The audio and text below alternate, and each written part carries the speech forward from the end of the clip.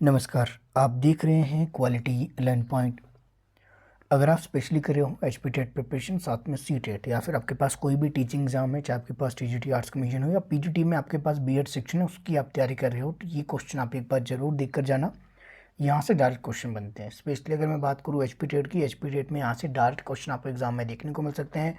C TET में आपके मिल सकते हैं, टीजीटी आर्ट्स कमीशन, और आपके पास यहाँ पर मेडिकल नॉन मेडिकल सभी की मैं बात कर रहा हूँ। जीबीटी टेट आपके पास हो गया, टीजीटी टेट हो गया, मेडिकल नॉन मेडिकल टेट आपके पास हो गया, चाहे कमीशन हो गया, इवन पीजीटी आपके पास, वहाँ तक प्रश्न आपके बनते हैं। अगर आप नेट की तैयारी करो, यूजीसी नेट में एजुकेशन का जो पेपर आता है, वहाँ से आपके पास यहाँ पे क्वेश्चन सीधे तौर पर बन जाते हैं। तो यहाँ पर अगर हम बात करें, पहला प्रश्न आप देख लीजिए। अगर आपके पास प्रश्न पत्र बहुत ज़्यादा आपके पास कठिन देखने को मिलता है, बहुत ज़्यादा हार्ड देखने को मिलता है, तो किस लेवल तक आपके जा सकता है। पहला प्रश्न अगर आप देखें, विच of the following description of a classroom best illustrate the use of technology in teaching and learning. तो यहाँ पर अगर हम बात करें, अधिगम की बात की गई है हिंदी में। इसमें कुछ स्टूडेंट आपके पास हिंदी मीडियम वाले हैं जिनको निस्संदेह समझ में नहीं आएगा, तो हिंदी में आपको मैं बता दूंगा। हिंदी में हालांकि यहाँ पर अवेलेबल भी है, हिंदी में भी आपको दिखा देता हूँ। प्रश्न हिंदी में भी एक बार देख लेते हैं। अध्यापन और अधिगम हेतु प्रौद्योगिकी के प्रयोग के लिए सब निम्नलिखित में से कौन सा क्लासरूम सबसे उपयुक्त है। तो यहाँ पर अध्यापन और अधिगम हेतु जो प्रौद्योगिकी है, यानी कि टेक्नोलॉजी है, उसके प्रयोग के लिए सबसे उपयुक्त आपके क्या होगा। तो यहाँ पर ऑप्शन आप देख लीजिए। Classroom well decorate with pictures, charts and map, classroom provided with PC and CCTV connections, classroom provide with the electricity supply for using gadgets. Option D आपके पास ए और बी। तो यानी कि आपके पास अगर हम देखें, अध्यापन और अधिगम हेतु अगर प्रौद्योगिकी यानी टेक्नोलॉजी का हम प्रयोग कर रहे हैं, तो क्लासरूम के लिए इसमें सबसे बेहतर क्या हो सकता है। तो अगर आपके पास ऑप्शन यहाँ पर दिए गए हैं, इस ऑप्शन में सबसे बेहतर जो ऑप्शन आपके पास जो देखने को मिलता है, वो क्या देखने को मिलता है। यहाँ पर ऑप्शन फर्स्ट क्या था, classroom well decorated with pictures, charts and map. बहुत अच्छी बात है, क्लासरूम जो है चित्रों, चार्ट और नक्शों से पूर्णतः सुसज्जित आपके होना चाहिए, ताकि उसमें जो आपकी बोरता आपके पास ना देखने को मिले, बोर आप स्टूडेंट ना हो। इस तरह से आपके पास पहला बिल्कुल ठीक है। दूसरे की अगर हम बात करें, क्लासरूम जिसमें कि पीसी और आपके पास सीसीटीवी कनेक्शन हो, ये भी बिल्कुल आपके सही है, जो कि टेक्नोलॉजी इन टीचिंग लर्निंग में आपके पास महत्वपूर्ण क्या देखने को मिलता है, पीसी आपके पास होना चाहिए, सीसीटीवी कनेक्शन होना चाहिए, जो कि सिक्योरिटी के लिए भी आपके देखने को मिलता है। थर्ड की अगर हम बात करें, एक क्लासरूम जिसमें विद्युत उपकरणों के प्रयोग के लिए एक विद्युत सप्लाई का प्रबंध हो, classroom provided with electricity supply for using gadgets. यहाँ पर सी भी आपके ठीक देखने को मिल रहा है, लेकिन ऑप्शन आपके पास है नहीं दो। यहाँ पर आपके पास क्या करना पड़ेगा, आपको ए और बी को आपके पास प्रमुखता आपको देनी पड़ेगी टेक्नोलॉजी के लिए। अब जरूरी नहीं कि आपके पास विद्युत सप्लाई हो। आप आजकल आपने क्या देखा है, पीसी की जगह लैपटॉप है, तो लैपटॉप चल सकते हैं, कोई दिक्कत नहीं आपके पास। तो यहाँ पर आपके पास गैजेट्स होने आवश्यक है, बजाय कि विद्युत सप्लाई की। विद्युत सप्लाई तो वैसे तो आपकी आवश्यकता रहती है, लेकिन आपके पास नहीं भी है तब भी कोई बात नहीं है, लेकिन आपके पास इस तरह के गैजेट्स होने चाहिए, जैसे कि आपके पास पिक्चर है, चार्ट्स है, मैप, ये तो होना ही चाहिए। इसके लिए विद्युत सप्लाई की आपकी आवश्यकता नहीं है। रोशनदान वाला कमरा आपके पास होगा तब भी चल पड़ेगी बात। तो यानी कि सबसे जो बेस्ट ऑप्शन आपके पास ऑप्शन डी है। बोथ ए और बी आपकी सबसे महत्वपूर्ण रहेंगे। अगला प्रश्न देख लेंगे। प्रश्न आपके पास है, reserve the usual practice and you will almost always do right was the dictums of. यानी कि सामान्य अभ्यास को बदलकर आप लगभग सदैव सही कर रहे होगे, यह किसका सिद्धांत था। ऑप्शन आपके पास यहाँ पे प्लेटो है, रूसो है, महात्मा गांधी है, और आपके पास जॉन डेवी है। महत्वपूर्ण है तीनों, चारों आपके पास बड़े महत्वपूर्ण हैं, प्लेटो, रूसो, महात्मा गांधी और आपके पास जॉन डेवी। तो इसमें अगर हम बात करें, तो आपके पास सामान्य अभ्यास को बदलकर और आप लगभग सदैव सही कर रहे होंगे, ये सिद्धांत किसने दिया था। ये आपके पास डायरेक्ट एक कोट आपके लिया गया है, रूसो का आपके पास है। निस्संदेह आप में से बहुत स्टूडेंट को नहीं पता होगा, तो इसको अगर पॉसिबल होगा तो याद रख लेना, बाकी नहीं भी होगा तो कोई दिक्कत वाली बात नहीं है। अगला प्रश्न, प्रश्न आपके पास है, सहसंबंध गुणांक कहीं से कहाँ तक आपके पास पड़ता है। तो सहसंबंध आपके पास पूछा है, द आपके पास कोएफिशिएंट और कोरिलेशन लाई फ्रॉम, कहाँ से कहाँ तक आपके पास रहेगा। सीधे तौर पर इसको याद रखना, ये देखने को मिलेगा आपके पास ऑप्शन जो फर्स्ट है, +1 से लेकर आपके पास टू -1। तो यहाँ पे आपके ऑप्शन जो फर्स्ट था बिल्कुल आपके ये सही देखने को मिलेगा। ये आपको लगेगा कि कहाँ से प्रश्न आ रहे हैं। कई बार आउट ऑफ सिलेबस इस तरह के प्रश्न आपके पास देखने को मिल जाते हैं, तो उसके लिए आपको तैयार रहना है। विच of the following statement is true for the relationship between reality and validity of a research tool. तो यहाँ पर हिंदी में अगर इसमें बात करूँ, अनुसंधान उपकरणों की जो विश्वसनीयता है और जो वैधता है, इसके बीच में संबंधों के प्रति जो निम्नलिखित कथनों में से कौन सा कथन आपके पास सही है, ये आपने बताना है। तो अगर आपके पास बात करें हम, आपके पास रिलेशनशिप बिटवीन रिलेबिलिटी, तो आपके पास रिलायबिलिटी की अगर हम बात करें तो यहाँ पर क्या देखने को मिलेगा, रिसर्च टूल में हम देख रहे हैं तो सबसे जो उपयुक्त आपके पास होगा ऑप्शन, अगर आप यहाँ पर बी देख पा रहे हो, a valid test must be reliable. तो वैलिड जो टेस्ट होगा यानी कि एक वैध प्रशिक्षण होगा या परीक्षण होगा, वो हमेशा आपके पास विश्वसनीय देखने को मिलेगा। तो ऑप्शन बी बिल्कुल आपके पास यहाँ पर सही है। अगर आपके पास psychology child pedagogy section difficult रहा तो कुछ इस तरह का होगा, इससे डिफिकल्ट कुछ हो ही नहीं सकता, ठीक है। अगर आपके एग्जाम पॉइंट ऑफ व्यू से देखें, who is the exponent of the experience centre curriculum, तो ये जो देखने को मिलता है क्वेश्चन 5 हिंदी में अगर मैं इसकी बात करूँ, अनुभव केंद्रित पाठ्यक्रम का जो प्रतिपादक है वो कौन देखने को मिलता है, exponent of experience centre curriculum कि कौन इसके जो आपके पास प्रतिपादक रहेंगे, यानी कि एक्सपीरियंस सेंटर करिकुलम जो आपके पास किसके द्वारा दिया गया है, अनुभव केंद्रित पाठ्यक्रम का जो प्रतिपादक है वो आपके कौन देखने को मिलेंगे। तो ऑप्शन आपके पास दिए गए हैं, तो ये आपके पास जॉन डेवी बिल्कुल आपके यहाँ पर सही हो जाएगा। जॉन डेवी आपके पास जो है क्या है, अनुभव केंद्रित पाठ्यक्रम के जो प्रतिपादक आपके ये माने जाते हैं। अगला प्रश्न आपके पास यहाँ पर रहेगा, यहाँ पर लिस्ट 1 के साथ लिस्ट 2 आपके पास करेक्ट ये मैच करनी है, तो यहाँ पर इसके ऊपर आप ध्यान देंगे। तो ऑप्शन आप देख लीजिए, आपके स्क्रीन पर यहाँ पर दिए गए हैं। तो आपके पास सूची 1 को सूची 2 के साथ सुमेलित कीजिए और जिस चीज़ सही उत्तर है उसमें से आपके इसको चयन करना है। तो यहाँ पर अगर आप देखिए, करो और सीखो यानी कि लर्निंग बाय डूइंग किसके द्वारा दिया गया है, सीधे तौर पर आपके पास यहाँ पर प्रश्न बनते हैं। नो एजुकेशन एम्स किसने आपके कहा है, नो लॉफ्टी एजुकेशन एम्स किसने कहा है, realization truth beauty and goodness किसने कहा है, word is it is here and now, ये किसकी आपके पास एक कोटेशन के रूप में आपके देखने को मिलती हैं। तो यहाँ पर आपके पास ऑप्शन जो क्वेश्चन नंबर जो 6 है उसके ऑप्शन अगर आप देखें तो इसमें सही ऑप्शन आपके पास कौन सा बैठता है। तो पहला अगर ऑप्शन देखें तो पहला ऑप्शन बिल्कुल ठीक है कि 1 का 3 के साथ आपके पास बन रहा है। जैसे कि लर्निंग बाय डूइंग, ये प्रैग्मेटिज्म से संबंधित है, प्रैग्मेटिज्म यानी कि व्यवहारवादी आपके पास व्यवहारिकता से संबंधित है। करो और सीखो, व्यवहारिक रूप से आप किसी काम को कर रहे हैं और उसको आप सीख रहे हैं, तो व्यवहारिकता का अनुभव आपके हो रहा है। दूसरे की अगर मैं बात करूं, नो लॉफ्टी एजुकेशन एम यानी कि आपके पास उच्च शैक्षिक उद्देश्य ना होना, ये किससे संबंधित है, तो ये आपके पास ये है प्रकृतिवाद से। तो यहाँ पर कोई उद्देश्य नहीं होता, प्रकृति के अंदर जब आप रहते हो, नेचर के साथ आप रहते हो, यहाँ पर कोई उद्देश्य आपके पास, शैक्षिक उद्देश्य आपके पास नहीं होता है। तो उच्च शैक्षिक उद्देश्य ना होना ये प्रकृतिवाद से संबंधित है। इसके अलावा आपके पास realisation truth beauty and goodness, इसके अगर हम बात करें तो सत्य सौंदर्य और अच्छाई की जो प्राप्ति है वो हमें कहाँ देखने को मिलती है, वो हमें देखने को मिलती है आदर्शवाद में। तो आपके पास आइडियलिस्टिक में आपके पास ये देखने को मिलती हैं, तो सी का आपके पास 2 के साथ मिल जाएगा। इसके अलावा अगर हम डी की हम बात करें तो डी आपके पास क्या है, word is it is a here and now, तो ये किसके साथ देखने को मिलता है, ये देखने को मिलता है आपके पास जो इसमें 4th है रियलिस्टिक, आपके पास यथार्थवाद से ये संबंधित आपके देखने को मिलता है। तो यथार्थवाद से संबंधित आपके पास कौन सा रहेगा, ऑप्शन 4th रहेगा। तो यानी कि ऑप्शन जो फर्स्ट वाला था 6 का ऑप्शन फर्स्ट बिल्कुल आपका ये सही होगा। वीडियो को एक बार आप जो है बिल्कुल इसको रोक कर देख लेना अगर आपको इसको रोक कर देखना होगा। अगला प्रश्न है आपके पास, the title of the report of education commission 1964 से लेकर 1966 के अंदर जो आपके पास एजुकेशन कमीशन है जिसको शिक्षा आयोग आपके पास रिपोर्ट का एक शीर्षक दिया गया।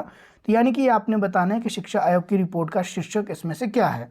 ऑप्शन आपके पास है learning without burden, an enlightenment and human society, यहाँ पे education and the people of India, education and national development. तो इसमें से कौन सा आपके पास शिक्षा आयोग की रिपोर्ट 1964 से लेकर 66 के बीच में जो आपकी रिपोर्ट आपकी पेश की गई उसको क्या आपके पास शीर्षक दिया गया, ये ऑप्शन आपके पास यहाँ पर दिए गए हैं। तो इसमें जो आपके पास क्या था, शिक्षा और राष्ट्रीय विकास यानी कि एजुकेशन एंड नेशनल डेवलपमेंट। आपके पास जो एजुकेशन कमीशन 1964 से लेकर 66 कोठारी कमीशन के नाम से उसको आप जानते हो, तो इसका शीर्षक शिक्षा और आपके पास राष्ट्रीय विकास आपके देखने को मिलेगा, यानी कि आपके पास एजुकेशन एंड नेशनल डेवलपमेंट इसका शीर्षक आपके देखने को मिलता है।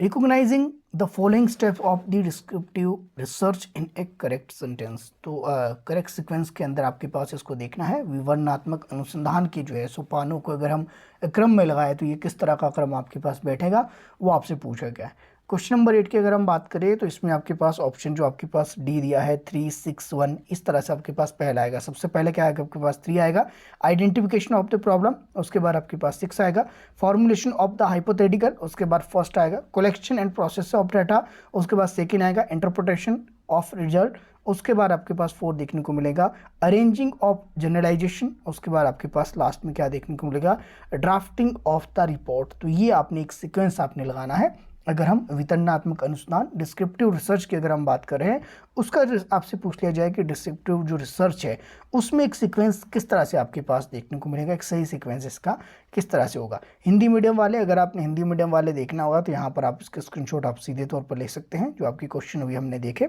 उसका अगर आपने हिंदी अनुवाद देखना होगा तो यहाँ पर आप देख लेना। बाकी वैसे मैं आपके पास साथ साथ आपको मैं बता के चल रहा हूँ। अगला प्रश्न आपके पास है, क्वेश्चन नंबर आपके पास 9 रहेगा, which of the following was the outweigh view of education and social change. यानी कि आपके पास सीधे तौर पर जो आपके पास प्रश्न पूछा गया है कि व्यू आपके पास क्या रहेगा एजुकेशन एंड सोशल चेंज के ऊपर, आपके पास क्या है आपके पास व्यूज़। तो आपके पास ऑप्शन यहाँ पर दिए गए हैं, इसमें से आपको बताना है कि यानी कि निम्नलिखित में से आउटवे या जो शिक्षा और आपके पास सामाजिक परिवर्तन संबंधी कौन सा विचार आपके पास था, ये आपने बताना है। तो यहाँ पर अगर हम देखें तो सीधे तौर पर आपके पास जो आपके पास ऑप्शन जो डी है ये बिल्कुल सही है। Education change and social change are interdependent but which is the cause and which is the effect can not be determined. तो ऑप्शन जो डी था बिल्कुल आपके पास सही था। ये कौन कहते हैं, ये आपके पास ऑटवे के आपके पास कहते हैं, ये कहते हैं कि शैक्षिक परिवर्तन और जो सामाजिक परिवर्तन है ये अंतर आश्रित होते हैं, और अंतर आश्रित तो होते हैं मगर यह निश्चित नहीं किया जा सकता है कि इसमें कौन सा कारण है और ये कौन सा कारण का प्रभाव है। तो ये किसने कहा था, ये आपके पास एजुकेशन से संबंधित सोशल चेंज से संबंधित आपके पास ऑटवे के द्वारा आपके ये कहा गया था। Which of the following is not a characteristic of the modernization. तो यहाँ पर मॉडर्नाइजेशन की जब भी बात की जाती है तो इसमें से कौन सा आपके पास जो है कैरेक्टरिस्टिक आपके पास नहीं है। तो आपके पास ऑप्शन जो सी है ये देखने को मॉडर्नाइजेशन का आपके पास नहीं देखने को मिलेगा। बाकी आपके पास रिलीजियस फेथ ये भी आएगा, पार्टिसिपेशन भी आएगी, मोबिलिटी भी आपके पास देखने को मिलेगा। कौन सा नहीं है, तो आपके पास ऑप्शन सी आपके नहीं होगा। School are basically social institution because, क्यों है आपके पास ये सोशल इंस्टीट्यूशन, आपके पास ऑप्शन दिए गए हैं। They preserve and instil in future generation value of our culture, they suggest way and means of social process, they suggest solution to social problems, they are established by the society. अब आपने बताना है कि आपके पास ये social institution है। Schools are basically social institution because they preserve and instil in future generations value of our culture. यानी कि आपके पास जो है क्या कहेंगे कि मूलतः जो स्कूल सामाजिक संस्थाएं हैं क्योंकि आपके पास वे हमारे सांस्कृतिक मूल्यों को अनुरक्षित करते हैं और भावी पीढ़ी में उन्हें संचारित करते हैं। तो आपके पास पहला इसी कारण हम कह सकते हैं कि स्कूल आपके पास क्या है, एक सामाजिक संस्था आपके पास देखने को मिलती है। अगला प्रश्न आपके पास, which of the following works is powerful barriers against vertical mobility in India. तो आपके पास क्वेश्चन आपके पास देख लिया है, यानी कि निम्नलिखित में से कौन सा कारक भारत में जो है ऊर्ध्वी गतिशीलता के विरुद्ध प्रभावशाली अवरोधक है। तो आपने ये बताना है। तो आपके पास कौन सा प्रभावशाली अवरोधक आपके पास देखने को मिलता है। तो यहाँ पर सीधे तौर पर बात करें कास्ट, क्लास, ऑक्यूपेशन या फिर जॉब्स, कौन सा आपके पास ये भारत में ऊर्ध्वी जो गतिशीलता है, यानी कि आपके पास work is a powerful barrier against vertical mobility in India. तो आपके पास सबसे जो इसमें कह सकते हैं कि सबसे जो तार्किक लगेगा वो आपके पास फर्स्ट लगेगा, ये कास्ट आपके पास होगा। अगले प्रश्न पर चलेंगे। प्रश्न आपके पास अगला रहेगा, which of the following is not A defence mechanism. तो कौन सा आपके पास रक्षात्मक प्रक्रिया इसमें से नहीं है। एसोसिएशन, रिग्रेशन, कंपेंसेशन या फिर आपके पास सब्लिमेशन। तो इसमें से कौन सा आपके पास नहीं होगा। जो आपके पास डिफेंस मैकेनिज्म नहीं है ये एसोसिएशन डिफेंस मैकेनिज्म में नहीं आता। रिग्रेशन, कंपनसेशन आपके पास, सब्लिमेशन, ये सारे आपके पास किस में आएंगे, डिफेंस मैकेनिज्म के अंदर आपके पास देखने को मिलते हैं। यानी कि 13 का फर्स्ट आपके पास ऑप्शन सही था। अगला प्रश्न, विच of the following is incorrect pairing. तो आपके पास कौन सा एक ऐसा पेयर है जो कि आपके पास इसमें से सही नहीं है। तो इसमें सीधे तौर पर आपको ऐसे भी दिख गया होगा, एसआर थ्योरी, एसआर बॉन्ड बनाने का काम थॉर्नडाइक ने किया था। तो ऑप्शन जो बी है ये इसमें आपके सही नहीं है।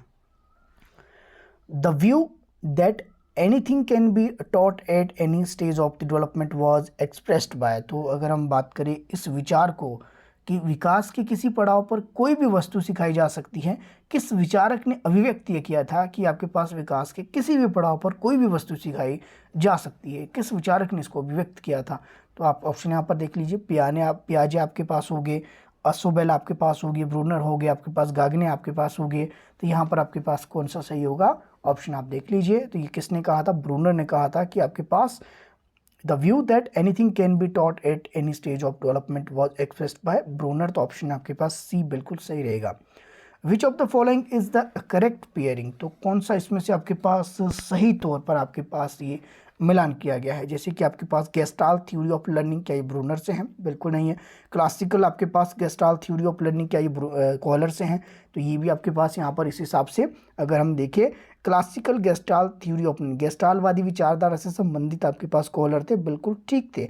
क्लासिकल ये सिर्फ शास्त्रीय है, क्लासिकल कंडीशनिंग आपके नहीं है, ये सिर्फ शास्त्रीय के लिए, पुरानी थ्योरीज के लिए गेस्टाल्ट थ्योरी ऑफ लर्निंग आपको यूज़ किया गया की थी, बिल्कुल आपके पास यहाँ पर सही है। तो 16 का हम क्या करेंगे? 16 का इसमें आपके पास बी जो है ये बिल्कुल करेक्ट पेयर है। बाकी आपके पास देख लीजिए, फील्ड थ्योरी नहीं दी है, ऑपरेंट कंडीशनिंग थ्योरी पेवलोव ने नहीं दी है, ये आपके पास गेस्टाल्ट थ्योरी से संबंधित ब्रूनर आपके पास थे ही नहीं, ठीक है, बल्कि कोवेलेंट डेवलपमेंट से ब्रूनर आपके पास थे। वैसे ही आपके पास बाकी भी आपके पास इसमें पेयर आपके गलत है, बजाय कि आपके पास एच जो बी है आपके पास बी बिल्कुल आपके पास ये ठीक है। आगे चलेंगे। Give me a dozen of the healthy childrens, I can make them doctors, जज, magistrate, beggars and even thieves. This comment was made by. तो ये एक स्टेटमेंट सीधे है कि मुझे एक दर्जन जो स्वस्थ बच्चे दे दीजिए, मैं उन्हें डॉक्टर, चाहे उन्हें डॉक्टर बना सकता हूँ, उन्हें जज बना सकता हूँ, मैजिस्ट्रेट बना सकता हूँ, या उन्हें भिखमंगे भी बना सकता हूँ, तो या तक कि आपके पास चोर भी उनको बना सकता हूँ। ये टिप्पणी जो है एक स्टेटमेंट थी, ये किसके द्वारा दी गई थी? बड़ी महत्वपूर्ण है और वो काफ़ी बार एग्जाम में आती रहती है। तो जेबी वॉटसन की स्टेटमेंट आपके पास है, तो ऑप्शन जो फर्स्ट था बिल्कुल आपके पास यहाँ पर सही हो जाएगा। A person psychological and physical environment are identical is the view of. तो आपके पास 18 की अगर हम बात करें, एक व्यक्ति के मनोवैज्ञानिक एवं भौतिक परिवेश समान होते हैं, यह विचार किसका है? अगर हम देखें तो आपके पास किसी भी व्यक्ति के मनोवैज्ञानिक और भौतिक परिवेश अगर समान होते हैं तो ये किसका देखने को मिलेगा? A person psychological and physical environment are identical is the view of, ये किसके अंदर देखने को मिलेगा? ये एसआर एसोसिएशन के अंदर देखने को मिलेगा। तो आपके पास ऑप्शन जो सी था, तो यहाँ पर इसके अंदर ऑप्शन सी बिल्कुल आपके पास यहाँ पर सही हो जाएगा। तो एक व्यक्ति के मनोवैज्ञानिक और भौतिक परिवेश समान है, तो ये आपके पास क्या है? ये आपके पास साहचर्यवादी आपके पास देखने को मिलता है, समानता इनके अंदर देखने को मिलती है, साहचर्य, द एसआर एसोसिएशनिस्ट। आपके पास ऑप्शन जो सी था बिल्कुल आपके पास यहाँ पर सही हो जाएगा। हिंदी मीडियम वाले यहाँ पर देख लेना, हिंदी मीडियम वाले अगर आप आंसर देखना, अपने क्वेश्चन देखना चाहें, आंसर मैंने वैसे बता दिया, डिस्कस वैसे कर दिया, हिंदी में साथ साथ मैं बता रहा हूँ, तो इसको आप देख लीजिए। नेक्स्ट चलेंगे। नेक्स्ट आपके पास question number 19, find out the odd one. अब इसमें ऑड वन कैसे हम देखेंगे? तो आपके पास ओरिजिनलिटी, पंक्चुअलिटी, फ्लेक्सिबिलिटी या फिर आपके पास फ्लुएंसी, कौन इसमें आपके पास ऑड वन है? तो ओरिजिनलिटी अगर हम देखें, फ्लेक्सिबिलिटी हम देखें और आपके पास फ्लुएंसी हम देखें, तो यानी कि आपके पास मौलिकता, आपके पास लचीलापन, आपके पास धारा प्रविष्टा, ये एक ही आपके पास है। पंक्चुअलिटी आपके पास नहीं है, समय निष्ठा इसमें आपके पास नहीं होगा, तो ऑप्शन बी बिल्कुल आपके पास यहाँ पर सही होगा। Things as they are and as they are likely to be encounter in life rather than words was the slogan of. यानी कि आपके पास शब्दों के बजाय वस्तुएं जैसी हैं और जैसी वे जीवन में समुख्य होती हैं, ये एक नारा था। ये किसका नारा? प्रेगमेटिज्म, रियलिज्म, आपके पास रियलिस्टिक का था, आइडियलिस्टिक का था, एग्जिस्टेंस, आपके पास किसका देखने के लिए मिलता है, ये आपने बताना है। तो यहाँ पर अगर हम बात करें तो ये रियलिस्ट की बात करते हैं, ये यथार्थवादी इस तरह की बातें करते हैं कि जो आपके पास शब्दों के बजाय वस्तुएं जैसी है और जैसी वे जीवन में समुख्य हो सकती हैं। तो यहाँ पर आपके पास ये नारा दिया था, ये यथार्थवादियों का था। रियलिस्टिक आपके पास देखने को मिलता है, तो ऑप्शन भी बिल्कुल सही हो जाएगा। Balance curriculum is known as, यानी कि संतुलित जो पाठ्यक्रम है, किस नाम से इसको जाना जाता है या किस नाम से ये प्रसिद्ध है? तो अगर हम देखें तो आपके पास बैलेंस जो करिकुलम है वो एक्सपीरियंस करिकुलम के नाम से इसको हम जानते हैं, क्या फिर एक्टिविटी सेंटर करिकुलम के नाम से इसको जानते हैं, या फिर आपके पास कोर करिकुलम के नाम से इसको जानते हैं। किस तरह से हम इसको संतुलित पाठ्यक्रम को हम जानते हैं या इंटीग्रेटेड करिकुलम के नाम से इसको जानते हैं। तो अगर आपके बैलेंस करिकुलम की बात की जाए तो इसको इंटीग्रेटेड करिकुलम भी कहा जाता है, जिसको एकीकृत पाठ्यक्रम आप कहते हो। तो यहाँ पर ऑप्शन जो फर्स्ट था बिल्कुल आपके पास सही देखने को मिलता है।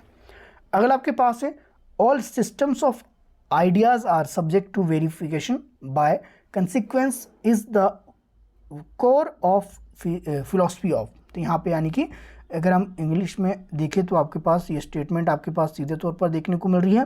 तो यहाँ पर अगर हम हिंदी में इसकी बात करें तो हिंदी में आपके पास क्या है, विचारों की समस्त पद्धतियाँ और उनके परिणामों द्वारा जो सत्यापित होता है ये किस दर्शन का मूल है, किस फिलॉसफी के अंदर ये देखने को मिलता है। Core of the philosophy of तो आपने बताना है। तो क्या ये आइडियलिज्म करते हैं इस तरह की बातें, या फिर आपके पास कोई और करते हैं, कौन ये बातें करती हैं। तो अगर हम इसके राइट आंसर की बात करें तो आपके पास रियलिज्म, आपकी यथार्थवाद, इस तरह की बातें आपके करता है। तो ऑप्शन डी बिल्कुल सही है। फिलोसफी वाले क्वेश्चन भी यहाँ पे आपके पास आ गए हैं। तभी मैं कह रहा हूँ कि कमीशन के एग्जाम के लिए भी आपके बड़े इंपॉर्टेंट है। पीजीटी की बात करें चाहे टीजीटी की बात करें, कोई भी टीचिंग एग्जाम है, फिलोसफी आपके पास और साइकोलॉजी का जो बहुत ज़्यादा हाई लेवल होता है उस तरह के क्वेश्चन आपके पास यहाँ पर आप इसमें देख रहे हो। क्योंकि ये पेपर आपके पास यूजीसी नेट एजुकेशन का पेपर है, तो उससे आपके लिए है कि इससे बाहर आपके पास लेवल आपके आ ही नहीं सकता आपके एग्जाम में। आगे आपके पास है pre existence value are not accepted by. Question number 24 की अगर हम बात करें तो यानी कि पूर्व अस्तित्व मूल्यों को किसके द्वारा स्वीकृत नहीं किया जा सकता। Pre existent value are not accepted by. Question number 24 की अगर हम बात करें प्रैग्मेटिज्म एंड एग्जिस्टेंशियलिस्ट, यानी कि आपके पास उपयोगितावादी और आपके पास शरण भूगरवादी, ये आपके पास सही रहेगा। क्वेश्चन नंबर 24 का डी आपकी बिल्कुल सही हो जाएगा। The fundamental national value have been given in, यानी कि आपके पास जो है क्वेश्चन नंबर 25 अब देखें, मूलभूत राष्ट्रीय मूल्यों को सम्मिलित किया गया है किसके अंदर, क्या संविधान की प्रस्तावना में, संविधान की धाराओं में, विषयों की सूचियों के इंदराजों में, या फिर उपरोक्त सभी में। The fundamental national values have been given in, तो किसके अंदर आपके पास नेशनल वैल्यू की बात की गई है, ये देखने को मिलती है आपके पास preamble of our constitution. Preamble जो भारत की जो प्रस्तावना है, भारत की प्रस्तावना में हम देखते हैं जिसमें आपके पास मूलभूत राष्ट्रीय मूल्यों को सम्मिलित आपके किया गया है। तो आपके पास उनके अंदर ये बात की गई है, आप देखना उसको, तो प्रीएम्बल के अंदर आपको ये वर्ड आपको दिख जाएंगे। Which philosophy believe in the delightly of existence, prakriti and soul, यानी कि आपके पास कौन सा दर्शन अस्तित्व, प्रकृति और आत्मा की देवात्मा में जो है विश्वास करता है। क्वेश्चन नंबर आपके पास 26 है। यहाँ पर कौन सा दर्शन अस्तित्व, प्रकृति और आत्मा की द्वैतता में विश्वास रखता है। तो आपने दर्शन के बारे में यानी कि फिलोसफी से क्वेश्चन आपके पास है, तो ये सांख्य दर्शन है। सांख्य दर्शन के प्रवर्तक कपिल मुनि आपके माने जाते हैं, तो ये भी आपको पता होना चाहिए। नेक्स्ट क्वेश्चन अगर आप देखें क्वेश्चन नंबर 27 की ओर चलेंगे। हु सेड, ये किसने कहा था। आपके पास एक स्टेटमेंट है सीधी, material and spiritual knowledge is already present in man covered by a curtain of ignorance. मानव में भौतिक और आध्यात्मिक ज्ञान पहले से ही विद्यमान है, या फिर आपके पास इस तरह से कहेंगे कि आपके पास जो अज्ञानता के पर्दे से आपके ढका हुआ है। तो यहाँ पर कह सकते हैं मानव में भौतिक एवं आध्यात्मिक ज्ञान पहले से ही विद्यमान है जो अज्ञान के पर्दे से ढके रहते हैं। ये आपके पास किसने कहा था, क्या ये प्लेटो ने कहा था, महात्मा गांधी ने, टैगोर ने, या फिर रविंद्रनाथ, आपके पास विवेकानंद ने आपके पास कहा था, किसने कहा था। तो ऑप्शन आपके पास डी है, विवेकानंद द्वारा आपके पास कहा गया था कि मानव में भौतिक और आध्यात्मिक विकास पहले से ही विद्यमान है, वो आपके पास क्या है, अज्ञानता के पर्दे से ढका रहता है। अगला प्रश्न आपके पास है question number 28। Delinquency is committed by the children in age group of, आपके एज ग्रुप बताना है, यानी किस आयु के बच्चे जो है अपचार करते हैं। अपचार कौन सी आयु के बच्चे करेंगे। Question number 28। क्वेश्चन नंबर 28 की अगर हम बात करें 8 से लेकर 18 साल के बच्चों के अंदर ये चीज़ें आपके पास देखने को मिलते हैं। यहाँ पर ऑप्शन बी बिल्कुल सही हो जाएगा। बताना मुझे डिलिक्वेंसी आपके पास ये होता क्या है, ये अपचार होता क्या है। आप में से बहुत स्टूडेंट को नहीं पता होगा, कमेंट सेक्शन में बताना किसी को पता है। अगर नहीं पता होगा तो फिर आप नेक्स्ट वीडियो के अंदर हम इसके बारे में थोड़ी बहुत बात कर लेंगे। The principal function of the NCERT is an extension work with the state education department centering around the important improvement of किसके ऊपर आपके पास, यानी कि एनसीईआरटी का जो मुख्य कार्य है राज्य शिक्षा विभागों के साथ मिलकर शिक्षा का विस्तार करना, जो कि आपके पास किस स्तर पर केंद्रित है। क्या आपके पास ये हायर एजुकेशन में करेगा सुधार, ये स्कूल एजुकेशन में करेगा, सेकेंडरी में करेगा, या फिर आपके पास टेक्निकल एजुकेशन किस पर है काम करने के लिए आपके पास बना है। तो ये स्कूल एजुकेशन पर ऑप्शन जो बी था बिल्कुल आपके पास यहाँ पर सही हो जाना था, क्वेश्चन नंबर 29। लास्ट क्वेश्चन हम देखेंगे, the curriculum construction in Indian education is mostly influenced by, यानी कि भारतीय शिक्षा के जो है पाठ्यक्रम का निर्माण मुख्यतः प्रभावित होता है, किससे प्रभावित होता है, तो आपके पास कॉन्स्टिट्यूशन प्रोविजन से, संवैधानिक उपबंध से आपकी ये प्रभावित होता है। तो ऑप्शन जो डी था बिल्कुल आपके पास ये सही था। उम्मीद है आपके लेवल से कहीं ऊपर का रहा होगा, अगर ऊपर का रहा है तो इस तरह के पेपर एक दो बार जरूर देख लेना, अगर आप कमीशन के एग्जाम की तैयारी कर रहे हो स्पेशली उस पॉइंट ऑफ व्यू से। बाकी एचपी टेट के लिए साइकोलॉजी के जो क्वेश्चन, जो इसमें से 3-4 क्वेश्चन आपके पास हैं जो एचपी टेट के लेवल के हैं, एक अलग से सीरीज में लेकर आने वाला हूं जल्दी। मोस्ट एक्सपेक्टेड जो आपके पास क्वेश्चन मुझे लगेगा कि वो आपके पास 100 क्वेश्चन का जो एक अलग से एक वीडियो बनाकर आपके साथ में जरूर शेयर करूंगा। बाकी आप चाहे तो क्वालिटी लर्न पॉइंट के साथ एजुकेशन साइकोलॉजी के लिए बने रह सकते हैं।